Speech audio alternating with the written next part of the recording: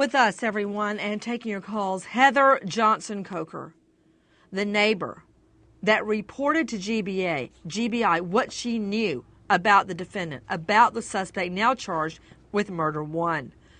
Heather, again, thank you for being with us. Heather, when you were around him, what was he like? What was his demeanor? What did he talk about? Well, he was a friendly guy. We talked about stuff in the neighborhood, why he was hired, what happened to the guy that was there before him. He was friendly. He wasn't socially awkward. He just, liked to chit-chat about nothing, really. He told me where he was from. He's from New York, and that he just moved down here and knew somebody that got him the job at the office. Did he mention what he had been doing before this? No. So when you were around him, he seemed to be friendly, gregarious, extroverted. Would you say that he carried on conversations, approached people easily? Did you see him interact with children? Yes, he did approach people easily. He was very outgoing. He would just come up and talk to you. He'd go up and talk to the children. I saw him talk to several of the children and parents, and he just didn't seem very abnormal at all. But then immediately after Jarrelli, the 7-year-old girl, goes missing, wasn't he also missing from the complex? I was told that no one saw him around for several days.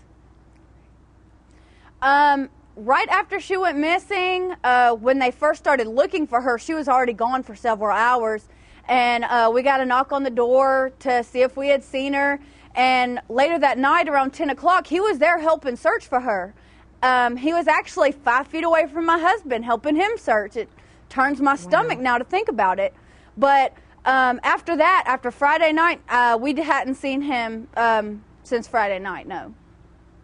So, with us, Heather Johnson Coker, you're telling me that he was out 5 feet away from your husband looking for 7-year-old Jarrelli. Did you see him out looking for her? Yes, him and my husband and all the neighbors were out searching the grounds. The police were there. They brought dogs in. And, yeah, he was there searching. It's sickening. Heather, what was his demeanor when he was looking for her?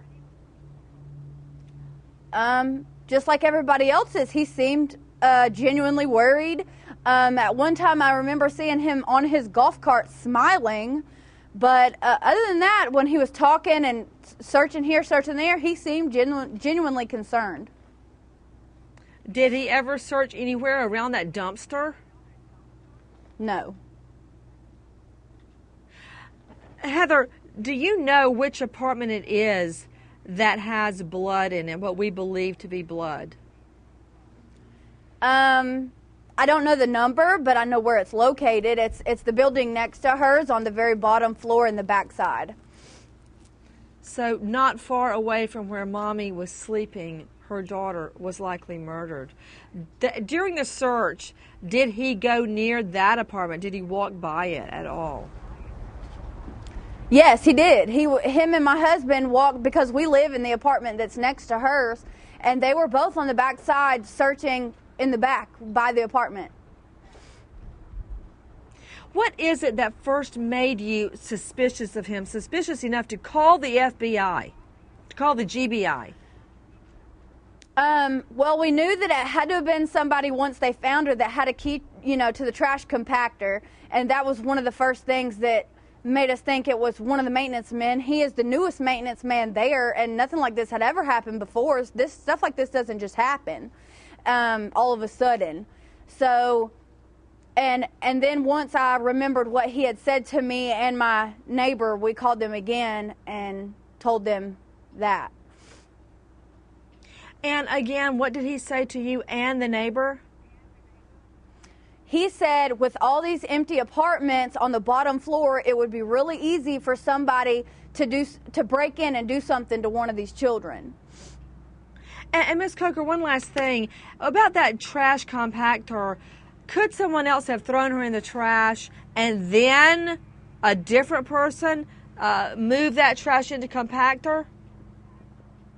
No, because if somebody else would have thrown her in, somebody would have seen it. They had already searched the trash compactor a couple of times when she first went missing. They've searched it like 3 or 4 times as far as I understand.